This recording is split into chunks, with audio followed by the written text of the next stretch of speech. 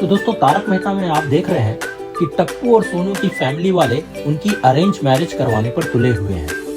दोस्तों आपको बता दें कि शादी की बात को लेकर टप्पू और सोनू दोनों ही काफी परेशान रहते हैं और वे लोग मेहता अंकल के पास इस बात का समाधान ढूंढने के लिए जाते हैं कि शादी को कैसे टाला जाए। टप्पू सेना मेहता अंकल के लिए समोसे लेकर पहुंचती है और इससे मेहता अंकल पहले ही भाग जाते हैं कि बच्चे क्यों आए हैं। फिलहाल मेहता अंकल इस बात का कोई समाधान देने से मना कर देते हैं, लेकिन टप्पू सेना और मेहता अंकल के डिस्कशन में टप्पू को एक आइडिया मिल जाता है। दोस्तों टप्पू को ये बात क्लिक होती है कि अगर किसी प्रोफेशनल एक्टर को एस्ट्रोलॉजर बनाकर लाया जाए जो पहले तो दादाजी को ये बात समझा सके कि अभी टप्पू की कुंडली में सही योग नहीं है और ग्रह नक्षत्रों के हिसाब से उसकी शादी इतनी जल्दी करना सही नहीं होगा, तो शायद टप्पू की शादी टल जाए।